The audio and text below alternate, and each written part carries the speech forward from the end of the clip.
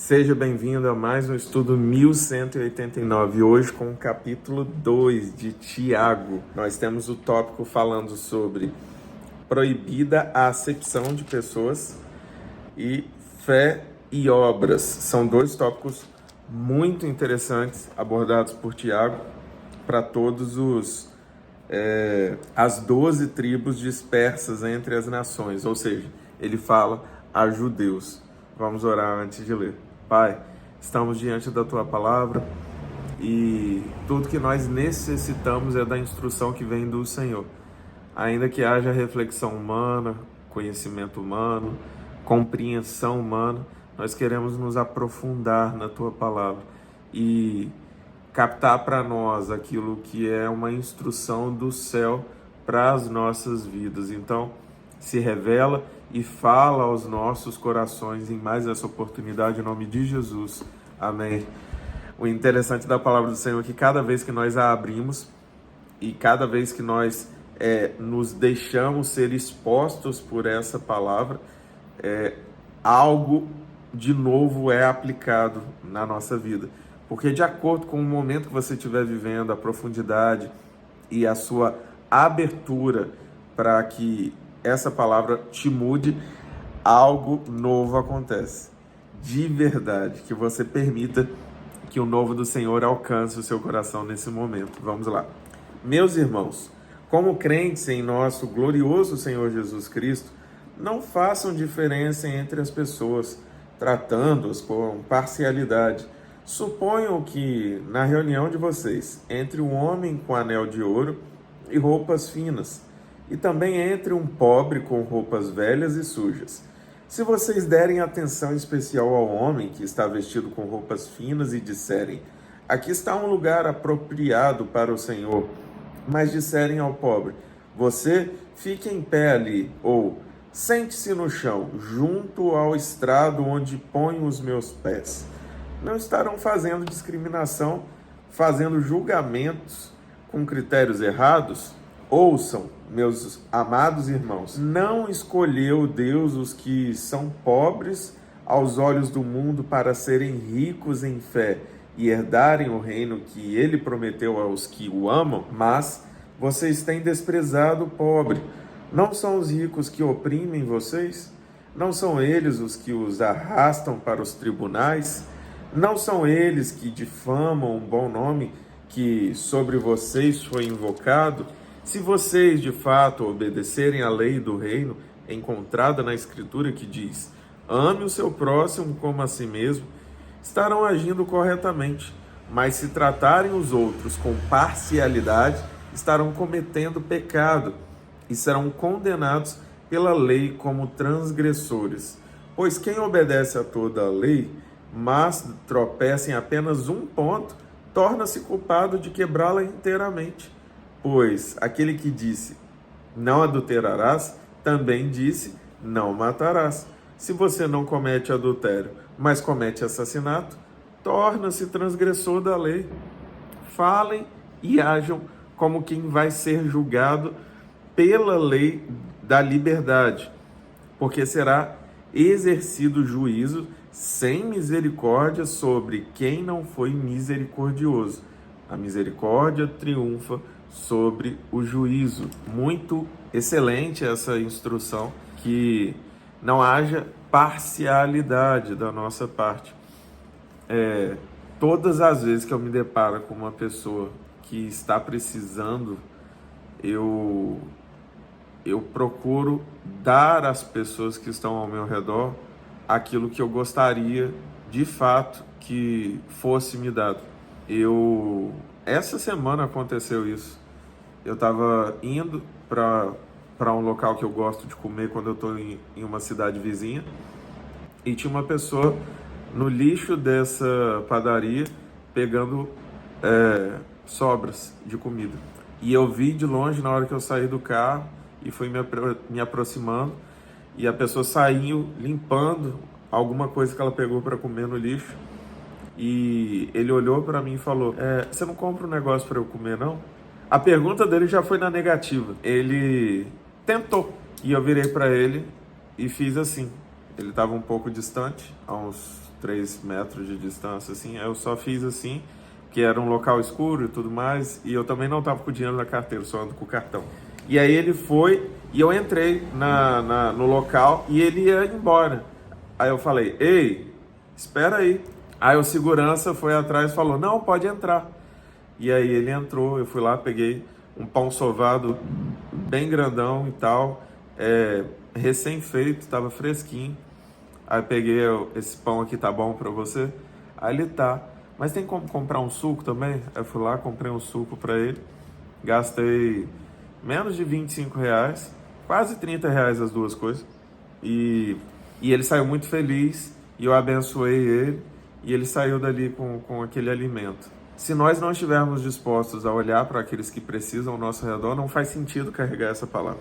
Se nós não estivermos dispostos a amar tanto os que precisam do pão material quanto dos que precisam do pão espiritual, não faz sentido. Porque existem pessoas muito ricas que elas só têm dinheiro. Ou melhor, a frase existem pessoas tão pobres que elas só têm o dinheiro. Porque elas estão vazias de todo o restante, só ficou o dinheiro. Quantas pessoas que estão aprisionadas achando que por conta daquele valor na conta, ou de um patrimônio, ou de um sobrenome, estão acima dos demais. Que a nossa postura não seja essa. E quando nos depararmos com essas pessoas, que a gente tenha amor por elas, não é para rejeitar também, é para amar, porque elas também precisam. E talvez as pessoas que já estão debaixo de uma necessidade muito grande, que é a pobreza, a escassez de tudo, são pessoas que já foram quebrantadas. Existem pobres orgulhosos, mas a maior parte dos pobres não são orgulhosos. Elas já foram tão humilhadas que não sobrou mais nenhuma soberba, às vezes. Mas o rico, ele precisa de muito amor, porque ele se sente o rico soberbo, prepotente, que acha que pode destratar das pessoas. É esse aí que precisa de muito, muito cuidado, muita oração para a gente conseguir lidar. Mas seja como for, tratar com pessoas ricas ou pobres, soberbas, orgulhosas, prepotentes, são características muito difíceis. São o famoso coração duro, cheio de pedras, que fica difícil plantar qualquer coisa ali, porque infelizmente morre. Continuando. Do que adianta, meus irmãos, alguém dizer que tem fé se não tem obras? Acaso a fé pode salvá-lo? Se um irmão ou irmã estiver necessitando de roupas e do alimento de cada dia, e um de vocês lhe disser, vá em paz, aqueça-se e alimente-se até satisfazer-se, sem porém lhe dar nada, de que adianta isso? Assim também, a fé por si só, se não for acompanhada de obras, está morta. Mas alguém dirá, você tem fé, eu tenho obras. Mostre-me a sua fé sem obras, e eu lhe mostrarei a minha fé pelas obras. Você crê que existe um só Deus? Muito bem, até mesmo os demônios creem e tremem. Insensato! Quer certificar-se de que a fé sem obras é inútil? Não foi Abraão, nosso antepassado, justificado por obras, quando ofereceu seu filho Isaque sobre o altar? Você pode ver que tanto a fé como as obras estavam atuando juntas, e a fé foi aperfeiçoada pelas obras. Cumpriu-se assim a escritura que diz, Abraão creu em Deus e isso lhe foi creditado como justiça. E ele foi chamado amigo de Deus. Vejam que uma pessoa é justificada por obras e não apenas pela fé. Caso semelhante é o de Raabe, a prostituta. Não foi ela justificada pelas obras quando acolheu os espias e os fez sair por outro caminho? Assim como o corpo sem espírito está morto, também a fé sem obras está morta. Interessante que eu não sabia dessa conclusão. 100% das vezes eu leio junto com vocês e me permito ir refletindo enquanto estamos lendo. E eu acabei de dar um testemunho de que aconteceu algo essa semana a respeito disso. Eu abençoei aquela pessoa só depois de entregar o que ela me pediu, o que ela precisava, alimento. Não adiantava eu virar para ela e falar, na hora que ela me pediu lá, não tem comida não, mas Deus te abençoe. E aí? Vai ficar só no Deus te abençoe? É certo que a nossa fé, ela tem que ser manifesta também através do mundo espiritual, através de milagres, através de cura. Esses dias eu estava na academia e me deu uma vontade de descer e orar por uma pessoa, mas eu não desci não. Estava querendo orar por uma pessoa que eu vi que ele estava com a perna encurtada e ele usava um calçado com um salto desse tamanho de um lado e do outro lado era normal. Ele precisava daquela compensação de mais de 10 centímetros para poder andar melhor. E eu fiquei com a vontade de descer e orar para aquela perna crescer. Nunca fiz isso, ia ser a primeira vez. Mas eu fiquei olhando assim e aí passou a vontade. Eu não fui lá viver essa experiência, mas que você se permita viver experiências, que a sua fé se materialize, que talvez se eu tivesse descido, eu estivesse contando um testemunho aqui. E esse testemunho ia marcar a minha vida, porque eu ia ver um negócio que eu já vi na televisão, irmãos fazendo em oração e registrando, mas eu ia presenciar ali, ia acontecer comigo, eu ia ficar com a sandália dele. Passou até isso na minha cabeça. Eu vou pedir a sandália dele depois que eu orar, para ficar como um testemunho, eu vou deixar lá na igreja. Eu fiz todo o pensamento, o raciocínio do milagre já. Mas eu acredito muito que nós temos que materializar a nossa fé, de fato, através de atitudes. São as famosas obras aqui citadas. Que você possa materializar o seu testemunho, a sua fé, a sua forma cristã de viver. O cristianismo, ele não está retido às paredes de uma igreja. Pelo contrário, você é cristão em todo o tempo. É uma forma de viver que você possa materializar no seu trabalho, que você possa materializar na sua empresa. Por exemplo, na contratação que eu faço para as minhas empresas, eu pergunto, você tem alguma dificuldade de participar de um culto todos os dias pela manhã? E 100% das pessoas falam, não. Às vezes são cristãos que são contratados, aí eles falam, não, eu sou cristão. E aqueles que não são cristãos também não se negam a participar. E pelas manhãs existe a oportunidade de falar do amor de Deus. E quantas pessoas voltam para o Senhor, quantas pessoas são alcançadas pelo Senhor.